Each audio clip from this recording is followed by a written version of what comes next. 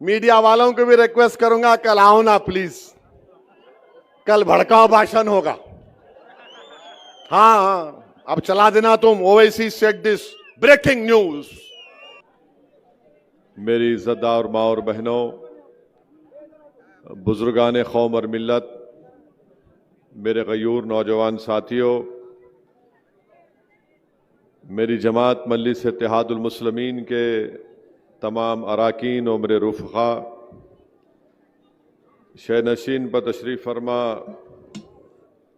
हाजी सत्तार पटेल साहब, अयूब चेयरमैन साहब, अजहर पठान साहब, समीर साजिद साहब, शारिक नक्शबंदी साहब, मुशू पटेल साहब, शफीक पटेल साहब, तैयब पटेल साहब, शकील सिद्दीकी साहब, समद पटेल साहब, जनाब प्रभाकर पारदे साहब, कलीम पटेल साहब, जनाब विकास इटके साहब, माजिद पठान साहब, काका साहब काटके साहब, कुनाल कराज साहब, हैदराबाद के सीनियर मजलिसी रुकन वो रुकने बल्दिया सलीम बेग साहब, सीनियर मजलिसी कायद जनाब मंसूर खां साहब, सफ़ीउद्दीन शफ़ी साहब, असरार साहब, वहीदुज़्ज़मा साहब, असगर जैदी साहब, मोहतरमा फलक साहिबा, मेरे अज़ीज़ दोस्तों और बुज़ुर्गों, हरसुल की इस तारीख़ी मुकाम से मुझे मजलिस इत्तेहादुल मुस्लिमीन के इंतखाबी जलसे से आप तमाम के दरमियान में खड़े होकर बोलने का मौका मुझे अल्लाह सुब्हानहू तआला ने इनायत फरमाया। मैं सबसे पहले इस सरजमीन के उन मशहूर व मारूफ लोगों को खिराज अक़ीदत पेश करना चाहता हूँ जो आज इस दुनिया में नहीं है। मेरी अल्लाह से दुआ है कि यासीन पटेल साहब और करीम पटेल साहब को, इन मरूमीन को अल्लाह सुब्हानहू तआला इनकी मग़फ़रत करे, इनकी ख़बरों को कुशादा फरमाए और अल्लाह सुब्हानहू तआला सुबह क़यामत तक जनाब यासीन पटेल और करीम पटेल मरहूम साहब की तरह यहाँ पर हज़ारों ऐसे लोगों को अल्लाह उनका नेमल बदल बनाकर पैदा करे, ताकि वो इखलास के साथ इस सरज़मीन पर बसने वाले अवाम की रहबरी, उनकी सरपरस्ती और उनकी मदद कर सके। मेरे अज़ीज़ दोस्तों और बुज़ुर्गों, आप जानते हैं कि मजलिस इत्तेहादुल मुस्लिमीन ने औरंगाबाद सेंट्रल से दोबारा जनाब नासिर सिद्दीकी साहब को यहाँ से अपना उम्मीदवार बनाकर पेश किया। आप ये भी जानते हैं कि महाराष्ट्र के इस असम्बली इंतखाबात में मजलिस इत्तेहादुल मुस्लिमीन ने 16 उम्मीदवारों को इस विधानसभा के इलेक्शन में उतारा।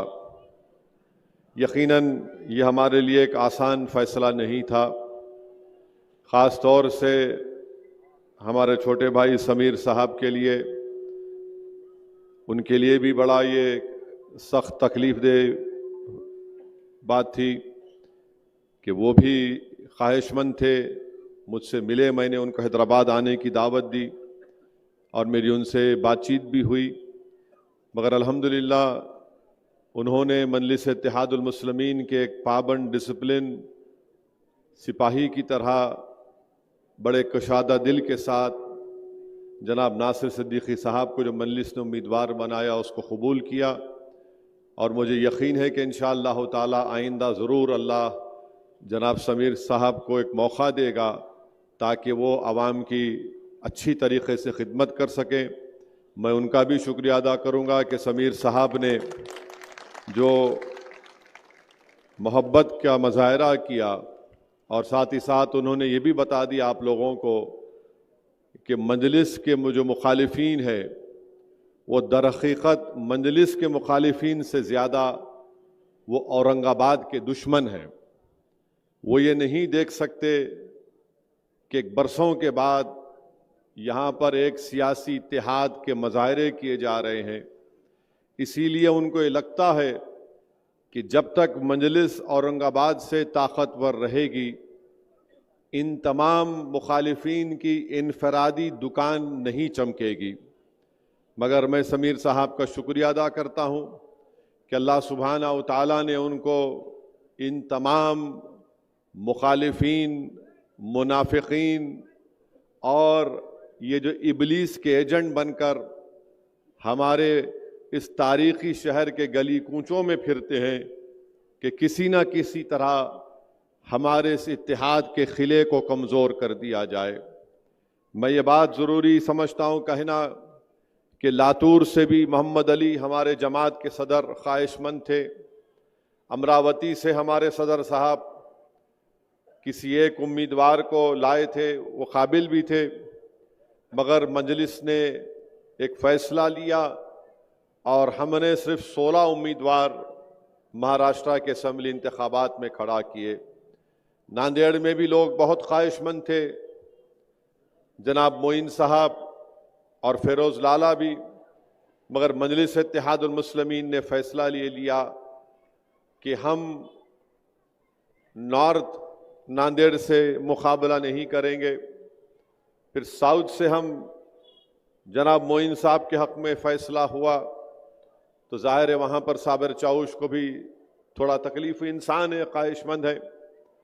तो ये चीज़ें हैं इंशाअल्लाह ताला, क्योंकि जब जमात का फ़ैसला होता है तो जो जमात के ज़िम्मेदार होते हैं वो पाबंद, डिसिप्लिन के पाबंद होते हैं, और उन तमाम ने इस मजलिस के फ़ैसले को कबूल किया। मैं इनका दिल की गहराइयों से तमाम मजलिस के उन तमाम अराकीन का जिन्होंने मजलिस के इस फ़ैसले को कबूल किया, यकीनन इंसान है, हर एक की ख्वाहिश होती है, मगर मजलिस ने एक सियासी हकीकत को सामने रख कर फ़ैसला लिया और मुझे यकीन है कि इंशाअल्लाह ताला इससे जमात और मजबूत होगी। और जिन हजरात को मौका नहीं मिला, मुझे यकीन है कि आने वाले मुस्तक़बिल में इनको अल्लाह सुब्हाना व तआला ज़रूर इससे ज़्यादा मजलिस के प्लेटफॉर्म के ज़रिए अल्लाह उनको मौका देगा और वो अच्छी तरह से अवाम की खिदमत भी करेंगे। और एक बात मैं बताना चाह रहा हूँ कि परभनी में मजलिस ने किसी उम्मीदवार को खड़ा नहीं किया।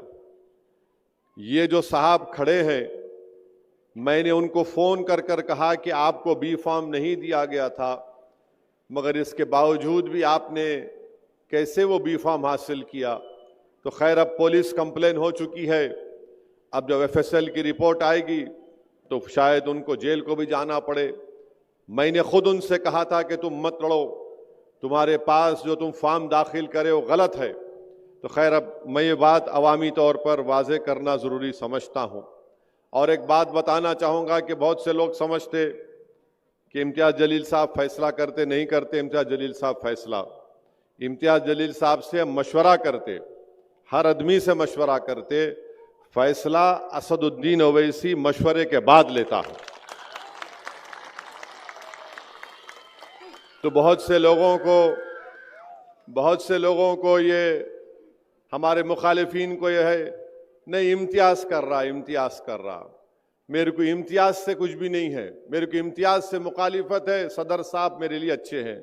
मेरे भाई, तुम बाप को गाली नहीं देंगे, बेटे को देंगे तो बाप मुस्कुराएगा।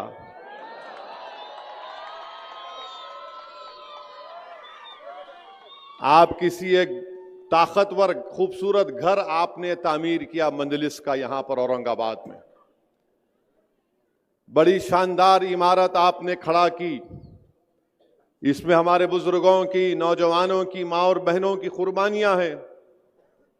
अब जब हमारी इमारत मजबूत होते जा रही तो इस इमारत पर आकर कोई पत्थर फेंक रहा है, नहीं मेरे को सदर साहब से कुछ नहीं, इमारत पे पत्थर फेंक रहा हूं मैं, ये कैसे हो सकता है? तो मेरी आप तमाम से गुजारिश है, ये एक ताकतवर इमारत की बुनियाद आपने रखी और सरजमीन तेलंगाना के बाद अगर कोई ताकतवर जगह मजलिस की है तो ये औरंगाबाद की सरजमीन है, अल्हम्दुलिल्लाह। तो मेरे अजीज दोस्तों और बुजुर्गों, अब इंतखाबात की बात होगी। 9:12 हुए हैं, 9:15 नहीं हुए। ये बात करे कि मीडिया वालों को 15 मिनट से बड़ी मोहब्बत हो गई। क्या है नहीं मालूम, 15 मिनट से इनको इतनी मोहब्बत। तो खैर, अभी 9:12 हुए। मेरे अजीज दोस्तों और बुजुर्गों, 20 नवंबर के दिन इंतखाबात की रायदही का दिन है और सेंट्रल में नासिर सिद्दीकी साहब का नाम मशीन में 12वें नंबर पर है और ईस्ट में इम्तियाज जलील साहब का मशीन में नंबर 6 नंबर पर है।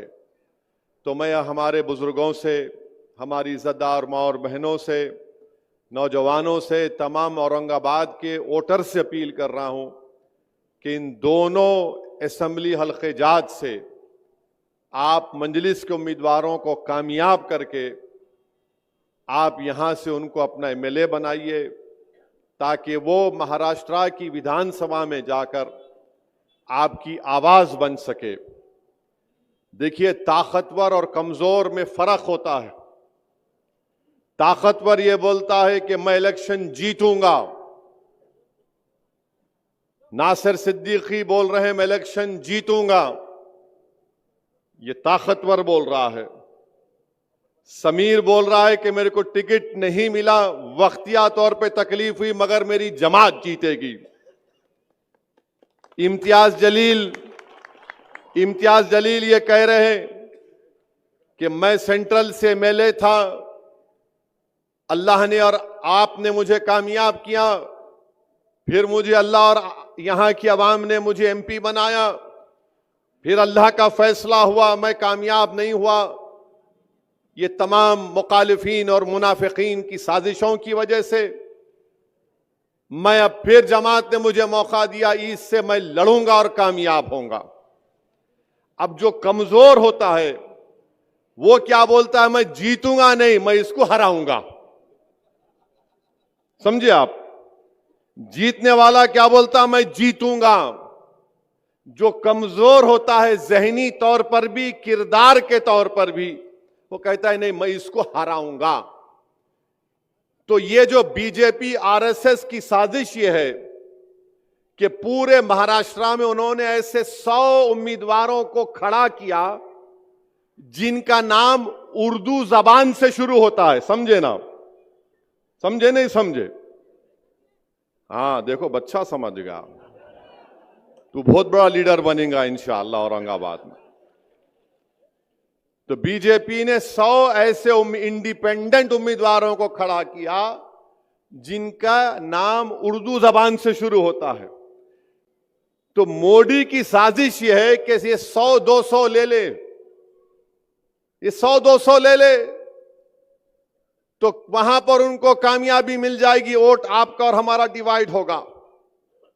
मगर मैं इन तमाम 100 लोगों से कहना चाह रहा हूं कि आप इस शहर को कमजोर करके रात में कैसे सो सकेंगे अपने घर में, बताओ मेरे को। आप इस शहर को और कमजोर करके कैसे आप अपनी जमीर को जिंदा रख पाएंगे?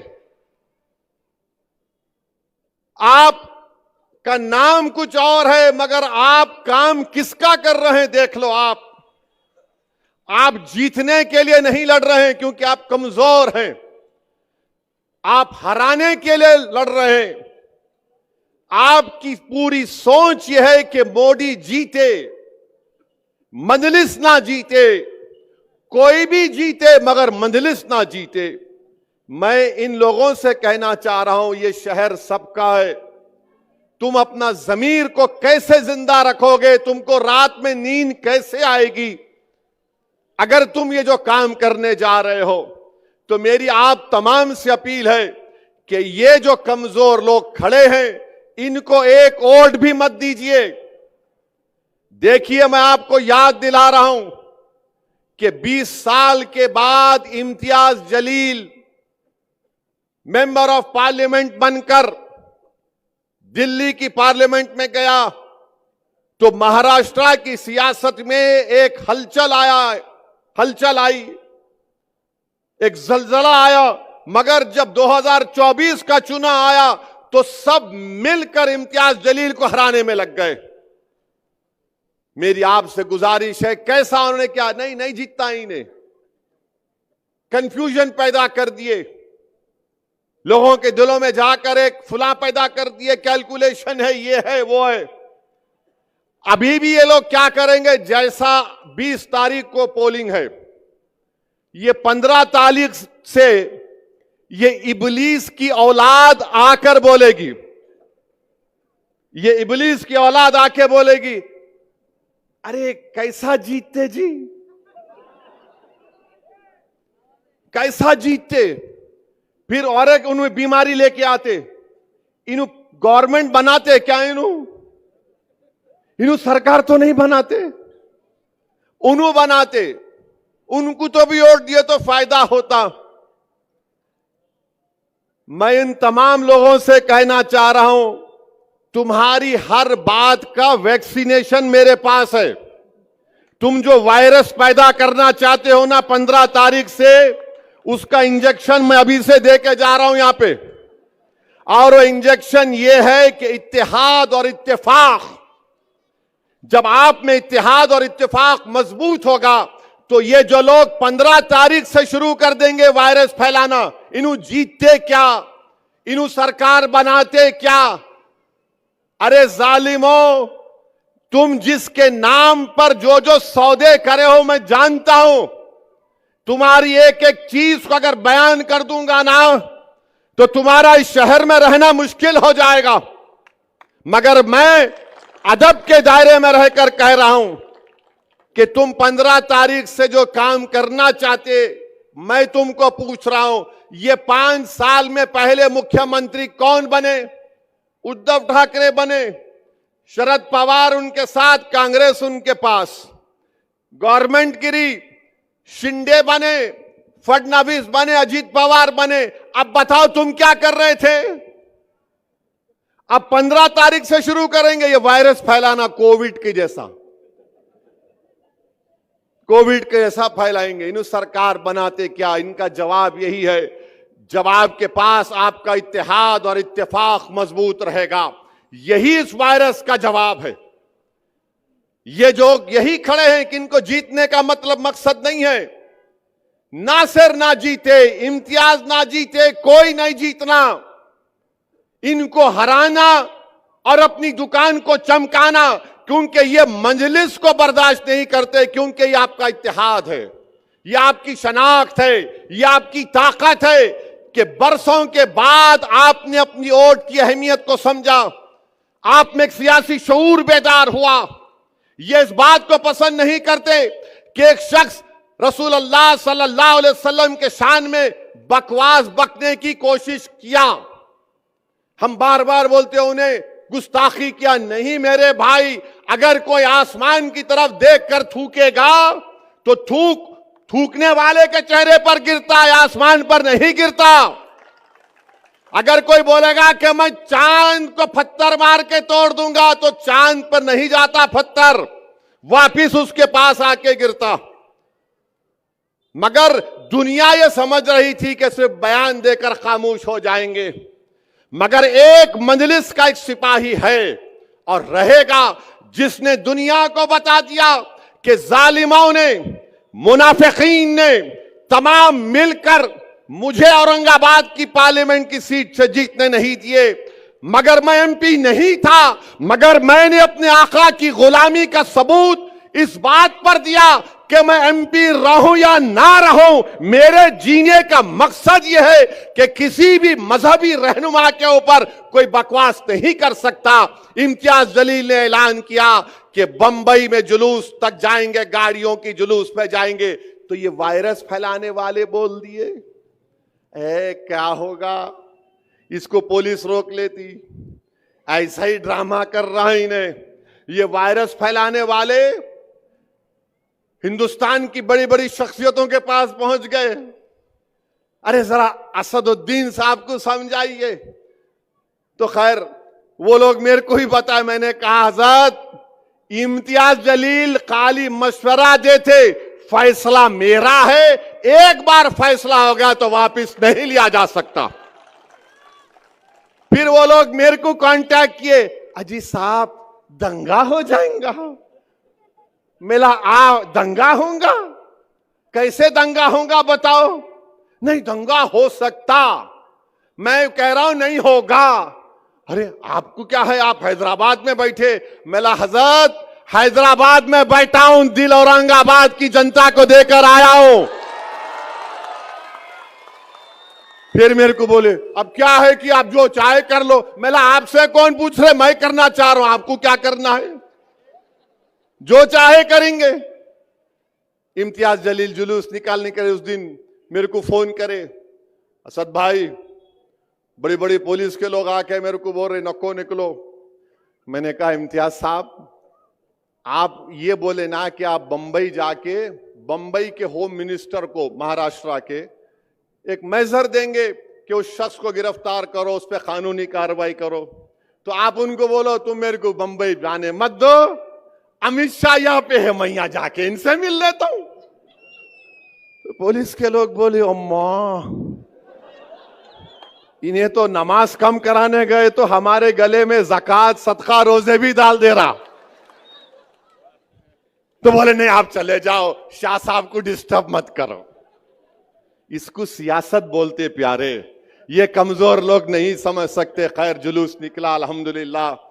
मैं लाखों बार सलाम करता हूं तमाम फर्जंदान तौहीद को, जो नहीं मालूम मराठवाड़ा से वेस्टर्न महाराष्ट्र से कहां से आए, जो दुनिया ये समझ रही थी कि नहीं सिर्फ 100 गाड़ियां निकलेंगी।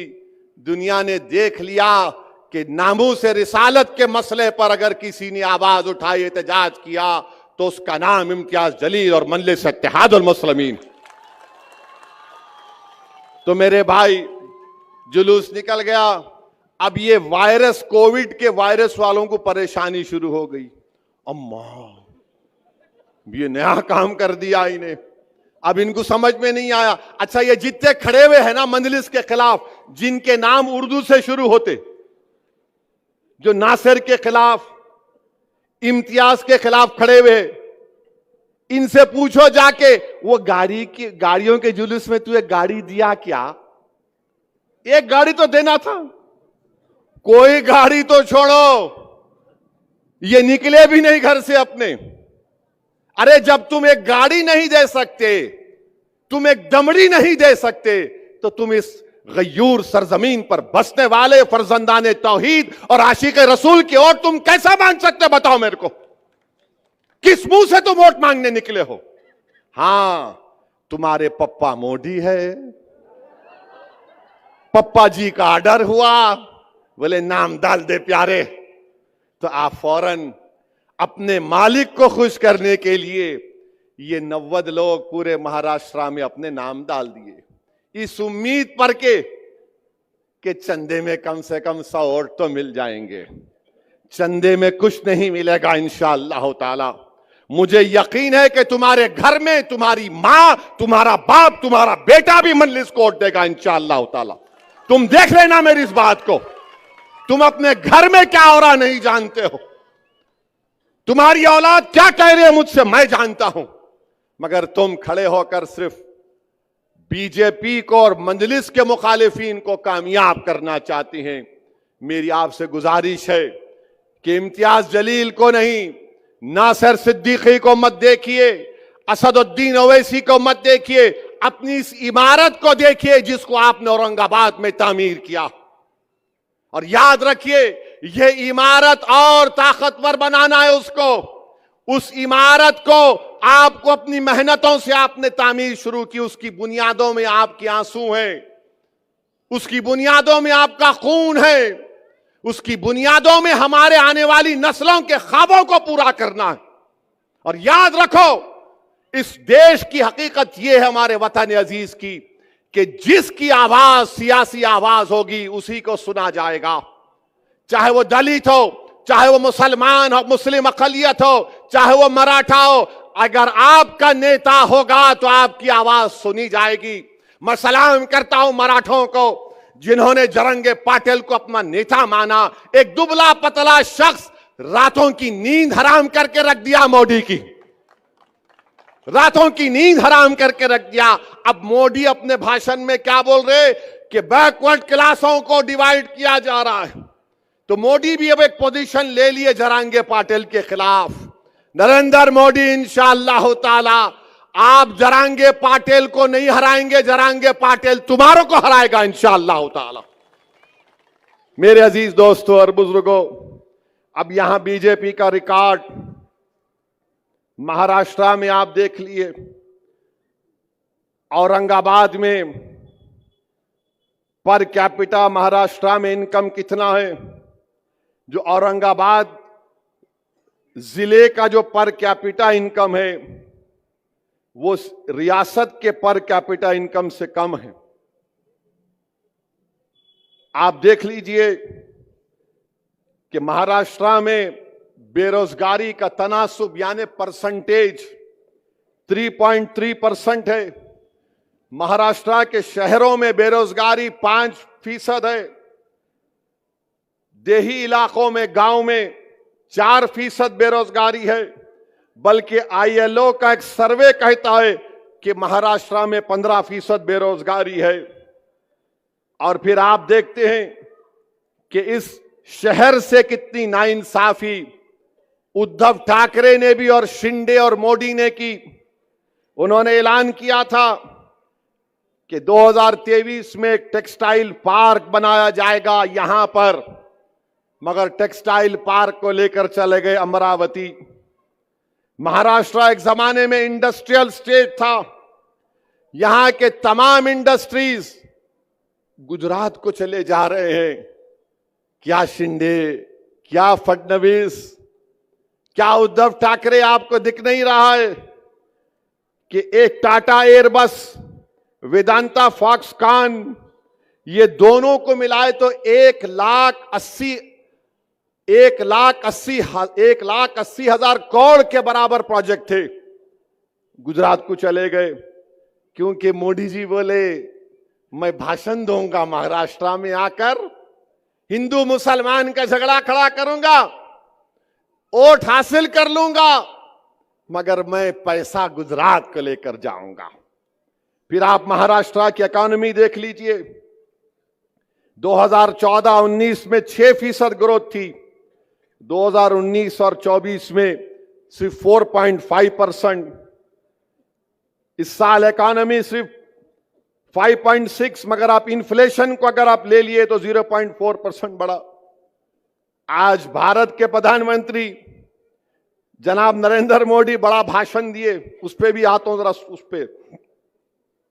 महाराष्ट्र में 2023 में 2850 किसानों ने खुदकशी कर ली। मैं नरेंद्र मोदी से, अमित शाह से, शिंदे से, फडणवीस से कह रहा हूं, तुम एक खुदकशी करने वाले किसान के घर को क्यों नहीं गए? तुम बड़े बड़े भाषण देते हो, लंबी लंबी झूठ बोलते हो।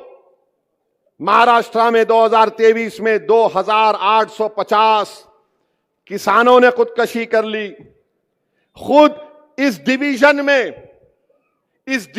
में इस साल 2024 के 6 महीने में 430 किसानों ने खुदकशी कर ली। अरे ये जो उम्मीदवार नासिर के खिलाफ खड़ा है, ये जो उम्मीदवार इम्तियाज जलील के खिलाफ खड़ा है, ये जो उम्मीदवार वेस्ट औरंगाबाद से खड़ा है, अरे 6 महीने में इस डिवीजन में 430 किसानों ने खुदकशी कर ली। अगर वो किसान जो खुदकशी किया तुम्हारा भाई, तुम्हारा रिश्तेदार होता तो तुम्हारे दिल पर क्या गुजरती?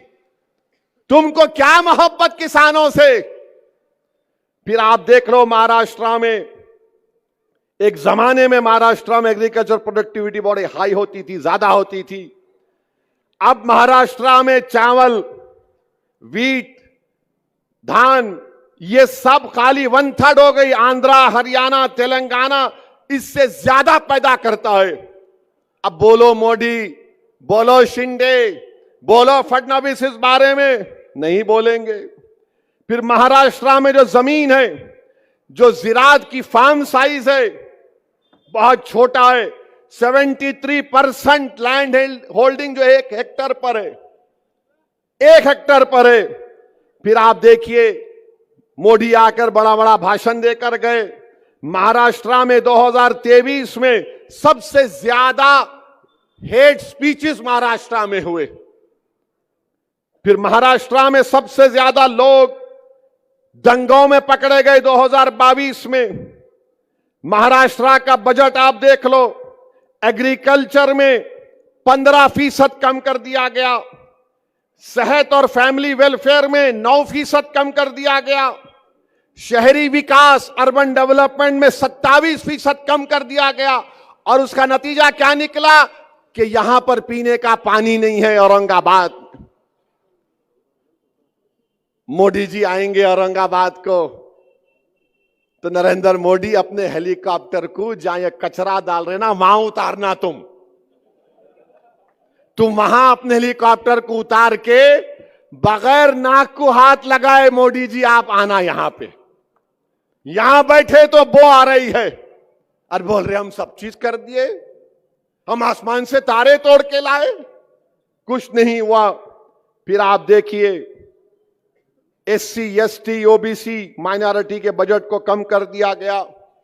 और आपको मालूम हर साल महाराष्ट्र में करीब 60,000 करोड़ रुपए खाली इंटरेस्ट पर जो पैसा दिया जाता है वो महाराष्ट्र की सरकार देती है।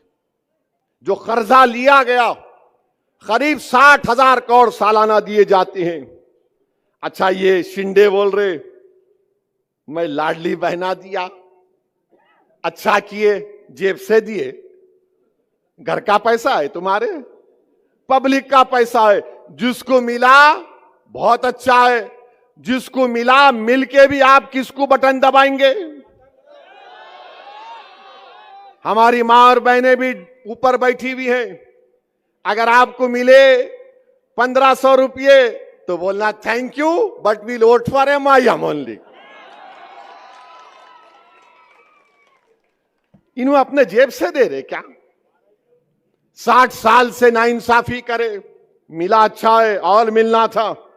अच्छा, अब ये मैं सुना के बाद लोग बांट रहे भी मिठाई, ए तू आना चलना, ये मेरे पद यात्रा में चल। अच्छा, कोई टून भी है तो बोले तो आके बैठ मेरे जलसे में, तेरे को इतने पैसे, लो मिठाई खाओ। इनका ने बहुत आया मोदी के पास से, मिठाई खाओ बोल रहा हूं मैं। अब मिठाई गुलाब जामुन भी हो सकती, जो दे रहे खाओ, छोड़ो मत, यही मौका है खींचने का। फिर आप देखो माइनॉरिटी का बजट सिर्फ 975 करोड़। अब ये लोग बोलते अरे मंजलिस के साथ जीत गए तो क्या कर लिए रे तेलंगाना में, क्या कर लिए वहां तेलंगाना में? यहां पर महाराष्ट्र का वजारत अखिलती बहबूद मिनिस्ट्री ऑफ माइनॉरिटी का बजट 975 करोड़ रुपए, तेलंगाना में 3000 करोड़ रुपए। ये ताकत होती है, सियासी ताकत, ये कमजोर नहीं समझ पाएंगे। तो मेरे अजीज दोस्तों और बुजुर्गों, फिर जो हॉस्टल बनाना था हमारी बच्चियों के लिए शहरों में, उसमें भी शिंदे पैसे कम कर दिए। तो ये महाराष्ट्र में हो रहा है। अच्छा मेरे अजीज दोस्तों और बुजुर्गों, आप जानते हैं कि इस शहर में कोई काम नहीं हुआ। 22 साल MP थे खैरे साहब, कुछ नहीं करते थे। और फिर इम्तियाज जलील को हराने में सबसे बड़ा रोल ये जो अपने आप को सेक्युलर बोलते हैं उन लोगों का रहा। वोट कितना लिए वो लोग? ये वायरस फैलाने वाले आए थे उस वक्त भी, अरे इन्हें एक जीता तो क्या होता। मेरे भाई, मैं आपको बताना चाह रहा हूं कि अगर आज इम्तियाज जलील मेरे साथ भारत की पार्लियामेंट में होता तो वक्फ बिल को पास करने में मोदी को बड़ी मुश्किल पेश आती। अगर अख्तरुल ईमान कामयाब हो जाते किशनगंज से तो वक्फ बिल लाया नहीं जाता था पार्लियामेंट में। मैं आपसे हाथ जोड़ के अपील कर रहा हूं कि मुझे आपने अकेला कर दिया भारत की लोकसभा में, मगर खुदा के लिए महाराष्ट्र की विधानसभा में आपको नासिर सिद्दीकी और इम्तियाज जलील को यहां से कामयाब करके भिजाना है। ठीक है, मैं अकेला पहले भी था, अल्लाह ने मेरी मदद की और आज भी अल्लाह इंशाअल्लाह आपकी दुआओं के तौफैल में मदद करता रहेगा। मगर मेरे भाई, जमात की आवाज, आपके शहर की आवाज कौन हो सकता, मेरे को बताओ? जो कचरे का ढेर लगा दिया रसूल में, जो पीने के पानी के लिए वो लोगों को तरसाते हैं, जो हम महले जात में गंदगी को फैला दिया गया। इम्तियाज जलील कोर्ट को गया दवाखानों में भर्ती करने के लिए, कामयाब हुआ। इम्तियाज जलील औरंगाबाद के गरीबों के पीएमएवाई के घरों के लिए कोर्ट को गया। क्या मुसलमानों के लिए गया? नहीं, औरंगाबाद के गरीबों के लिए इम्तियाज जलील गया था। ये लोग आपके सामने कुछ नहीं करेंगे। फिर मेरे अजीज दोस्तों और बुजुर्गों, 20 साल के बाद एक एमपी जीत कर आया। इन तमाम कमजोरों ने मिलकर इम्तियाज जलील को शिकस्त दी। इनका एक ही मकसद है, नासिर नहीं जीतना, इम्तियाज नहीं जीतना, कोई और जीत जाए।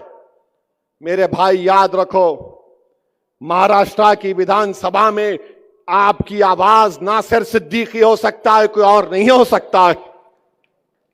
इससे इम्तियाज जलील कामयाब होगा तो गरीबों की आवाज इम्तियाज जलील होगा। फिर आप देखते हैं कि भारत के प्राइम मिनिस्टर ने आज बोला, मोदी ने बोला, एक है तो सेफ है,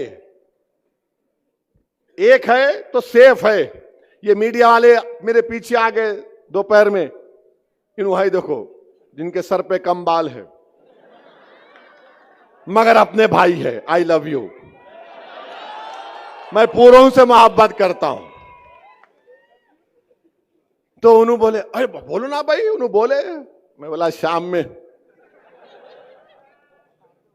इस उम्मीद पर बोल रहा हूं कि बाद में नान खलिया आप खिलाएंगे मेरे को। मोदी बोले एक है तो सेफ है। अब इसका जवाब क्या है मजलिस की तरफ से, असदुद्दीन ओवैसी की तरफ से? मोदी जी सुनो, अनेक है तो अखंड है। मोदी क्या बोल रहे?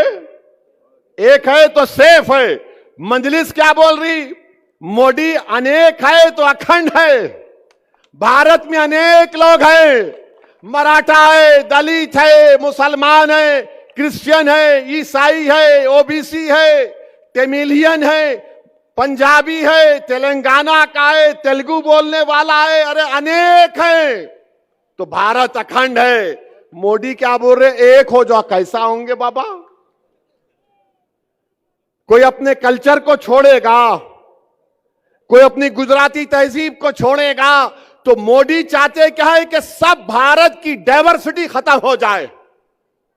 ये एक का मतलब यह है। मजलिस क्या बोल रही? हम अनेक हैं तो अखंड हैं। मोदी एक करना चाहते हैं, आरएसएस एक करना चाहती है। और मैं मोदी को जवाब दे रहा हूं, इंसाफ है तो इंडिया सेफ है,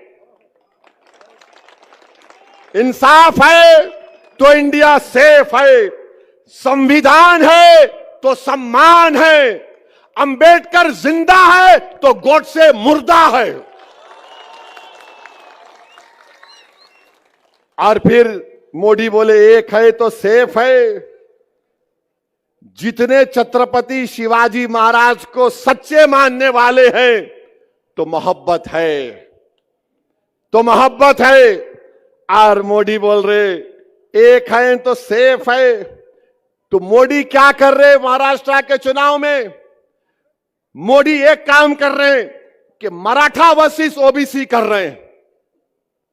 मोदी क्या करना चाहते हैं? मैं हमारे ओबीसी भाइयों को बोल रहा हूं कि इसकी साजिश में मत आओ आप। ये एक की बात कर रहा है, हम अनेक की बात कर रहे हैं। ये लड़ाना चाहते हैं, एक के नाम पर सबको लड़ाना चाहते हैं। आप इनकी साजिशों में मत आओ। अच्छा मोदी जी ये तो बताओ, एक है तो सेफ है, तो आपने क्यों कहा था 2024 के पार्लियामेंट के इलेक्शन में राजस्थान में आपने हिंदू बहनों से कहा था कि आपका मंगलसूत्र निकाल कर मुस्लिम औरतों को दे दिया जाएगा? और आप आज महाराष्ट्र में आके बोल रहे एक है तो सेफ है। फिर मोदी ने कहा आपकी भैंस को लेकर मुसलमानों को भैंस दे दिया जाएगा। मोदी ने कहा था कपड़े देखकर पहचानो, अगर एक है तो सेफ है। तो बताओ मोदी, आपके घर से चंद मिनट के फासले पर दिल्ली की सड़कों पर किसका खून बह रहा था, किसको बेघर कर दिया गया था, इसका बात नहीं करेंगे। और फिर मोदी बोलते हैं एक है तो सेफ है। मोदी जी, वो इतने 4 साल से चीन जो कब्जा करके बैठा हुआ है, तो अब कल से भाजपा वाले बोलेंगे ए ओवैसी क्या बोल रहा है, डेप्सांग डेमचाक पोंगसांग सू में चीन पीछे हट गया। चीन पीछे हट गया, अब वहां पे बर्फ है, 25 पेट्रोलिंग पॉइंट पे हम नहीं जा सकते। मैंने नहीं कहा, लद्दाख की एसपी ने कहा, मोहतरमा ने कहा, तुमने डेमचाक डेमसांग में बफर जोन बना दिए। क्यों बनाए तुम बफर जोन? किसी के बाप की जमीन नहीं, भारत की जमीन है वो। तुमने डेमसाक डेमचाक लद्दाख का नाम लेकर तुमने चाइना को अरुणाचल प्रदेश में यांगजी में वहां पर पेट्रोलिंग राइट्स दे दिए। कहां अरुणाचल, कहां लद्दाख। और इसी पार्लियामेंट में राजनाथ सिंह ने खड़े होकर अरुणाचल प्रदेश के यांगसी के बारे में कहा था, चाइना यूनिलैटरली हमारे बॉर्डर को बदलना चाहता है। आज मोदी चाइना को अरुणाचल प्रदेश में पेट्रोलिंग के राइट्स दे दिए। और फिर मोदी क्या समझते कि जो मेरे को मान लिया उन्हें देशभक्त है, जो नहीं माना उन्हें देशभक्त नहीं है। मैं आपको नहीं मानता मोदी जी, क्या करेंगे आप? मैं देशभक्त हूं, मैं नहीं मानता तुम्हारे को, मैं तुम्हारी आइडियोलॉजी को नहीं मानता। मैं तुम्हारे साथ जब तक जिंदा हूं तुम्हारे से खिलाफ लड़ता था, लड़ता रहूंगा इंशाअल्लाह ताला। मैं नहीं मानता तुम्हारी आइडियोलॉजी को जो लोगों के दिलों को तोड़ती है। मैं नहीं मानता तुम्हारी आइडियोलॉजी को जो लोगों की नफरत की दीवारों को उठाती है। मैं नहीं मानता तुम्हारी सोच और फिक्र को जो भारत को कमजोर करना चाहती। मगर मोदी क्या बोलते, मेरी तारीफ करो, तुम देशभक्त हो। और by the way, China Modi का दोस्त हो चुका है आजकल। मेरे अजीज दोस्तों और बुजुर्गों, मैं आपको बताना चाह रहा हूं कि आज नासर के खिलाफ भी कैंडिडेट है। कौन है उन्होंने? क्या शिवसेना वाले उद्धव ठाकरे, सॉरी 2 शिवसेना हो गए, दोनों मिलके घी चाट रहे। एक घी खा लिए, एक चाट रहे। किसने CAA बिल की तायीद की थी पार्लियामेंट में? किसने NRC की तायीद की थी? किसने ट्रिपल तलाक की तायीद की थी? किसने UAPA के कानून की तायीद की थी? किसने, जब वक्फ बिल पेश हुआ तो उद्धव ठाकरे के MP नहीं थे लोकसभा में, मैं देखा हूं। कोई उद्धव ठाकरे के MP नहीं थे लोकसभा में, पूरे बाहर चले गए। जब वक्फ का बिल पेश हुआ तो कौन लड़ रहा था? उस वक्फ के कानून के इंट्रोडक्शन पर असदुद्दीन ओवैसी अकेले लड़ रहा था। और मैं आपको आज दिल की बात बता रहा हूं, मुझे माफ कर देना औरंगाबाद के गयूर लोगों, मैं जब अकेला खड़े होकर उसके इंट्रोडक्शन के खिलाफ लड़ रहा था तो 2-2 बार मेरी जबान से निकल गया, इम्तियाज मियां उठो, इम्तियाज मियां उठो, मगर इम्तियाज मियां यहां बैठे थे। मेरे भाई, ये वक्फ का कानून मस्जिदों को छीन लेगा अगर यह कानून बनता है। यह कानून बनता है तो दरगाहों को छीन लेगा, ईदगाह की जमीन को छीन लेगा, कब्रिस्तानों को छीन लेगा। इतना गंदा बिल है बनाया गया। बताओ, अगर तुम्हारी आवाज होती भारत की पार्लियामेंट में, इम्तियाज अख्तर अली मान अगर कामयाब हो जाते, किसका फायदा होता? आपका होता, संविधान का होता, जमहूरियत का होता। मगर ये कोविड का वायरस फैलाने वाले हमारी सफों में निफाक पैदा कर दिए। इस तरह का वक्फ का बिल पेश किया गया भारत की पार्लियामेंट में। मेरे अजीज दोस्तों और बुजुर्गों, इस कानून के खिलाफ हमको और आपको खड़े होना है। और मुझे यकीन है कि अगर ये बिल हुकूमत नरेंद्र मोदी लेकर आएगी, तो एक बात तो यकीन के साथ कहूंगा मैं, जो एहतजाज CAA में हुआ उससे डबल एहतजाज पूरे भारत में होगा। सुन लो नरेंद्र मोदी, इंशाअल्लाह ताला। ये बिल को हम नहीं मानते, ये बिल हमारी मस्जिदों को छीनना चाहेगा। अगर ये महाराष्ट्र में कौन विधानसभा में खड़े होकर ये 100 लोग बोलेंगे? अगर ये कानून की तस्दीक कराने के लिए इस कानून के खिलाफ अगर कोई आवाज उठाएगा तो ये लोग उठाएंगे? ये उद्धव ठाकरे, शिंदे, बीजेपी,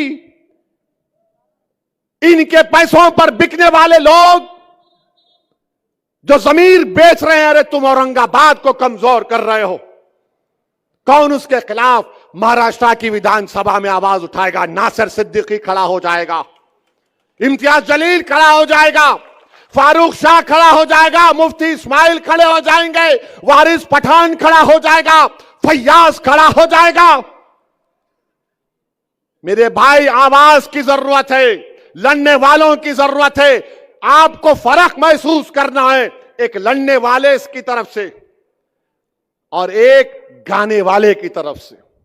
ये सब गाने वाले हैं, इनको हुक्म होगा, ऐसे राग में गा, बोलो ओवैसी के खिलाफ, तबलचियां शुरू हो गए, हारमोनियम लेके ओवैसी ये ओवैसी वो।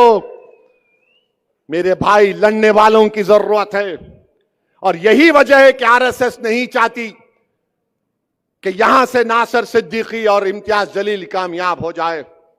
याद रखो, टीपू सुल्तान से गद्दारी करने वाले कौन थे? गद्दारी करने वाले बोलो, कौन थे गद्दारी करने वाले टीपू सुल्तान से? तुम्हारी जबानों को जुम्बिश दो और बोलो, कौन थे? सिराजुद्दौला को धोखा देने वाले कौन थे?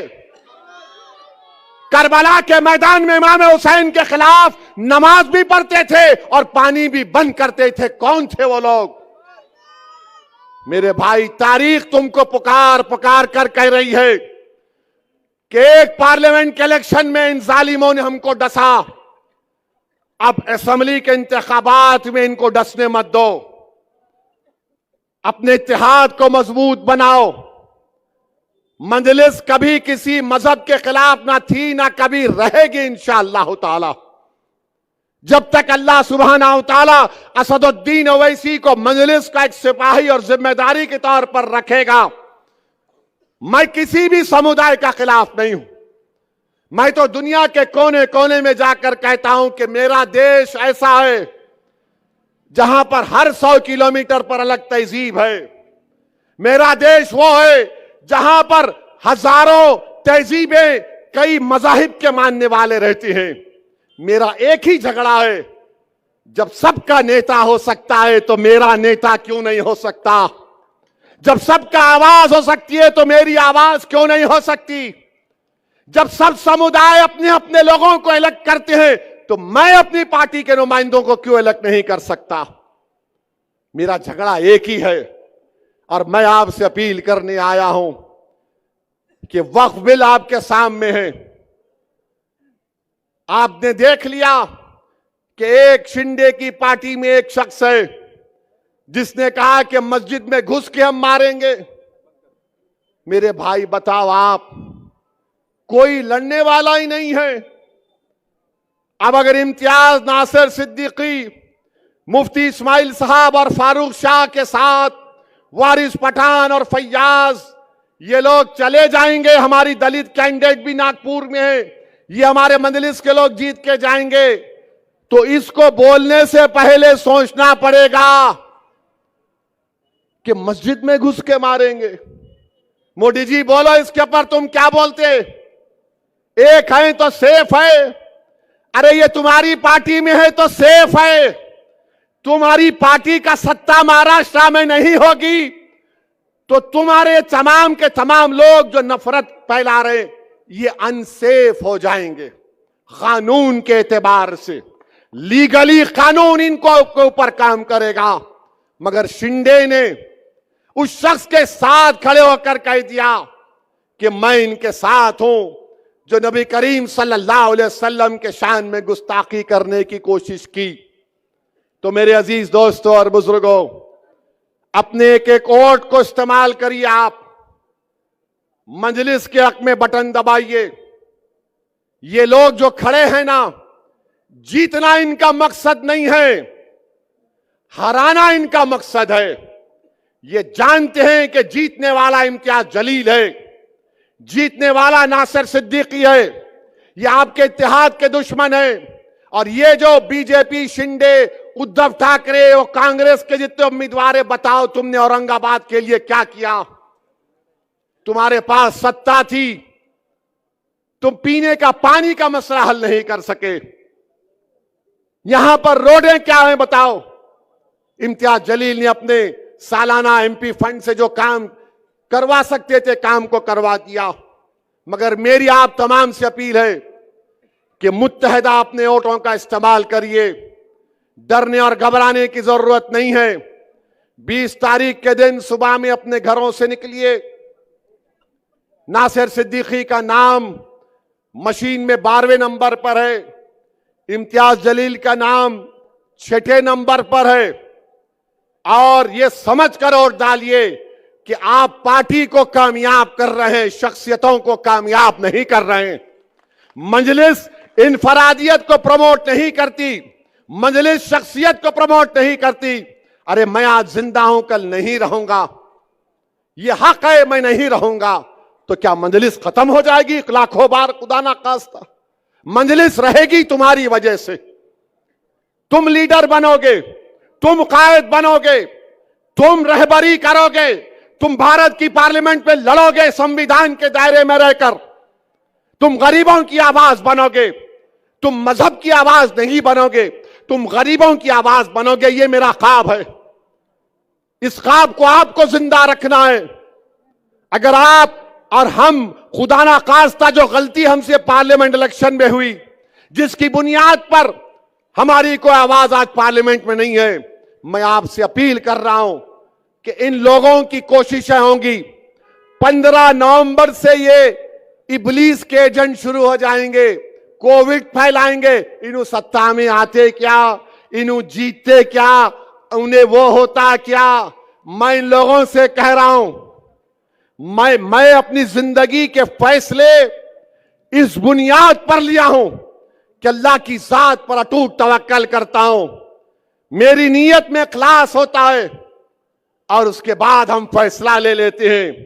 तुम अगर दिल और दिमाग से पूछोगे तो तुम्हारा दिमाग बोलेगा 1 + 1 = 2, दिल बोलेगा 1 + 0 = 0 = 100। कूद जा प्यारे आग में, डरने की क्या बात है। याद रखो, अपने दिल की आवाज पर फैसला करो, अपनी जिंदा जमीर पर फैसला करो। हराओ बीजेपी को, हराओ मोदी को, हराओ शिंदे को, इन तमाम पार्टीज को हराओ। अगर मजलिस के एमएलए जीत कर जाएंगे, अगर मजलिस के एमएलए जीत कर जाएंगे महाराष्ट्र की विधानसभा में, तो इंशाअल्लाह ताला मैं आपसे वादा कर रहा हूं, हम सेकुलरिज्म को मजबूत करते थे, सेकुलरिज्म को ही मजबूत करेंगे इंशाअल्लाह ताला। कल कहां जलसा है?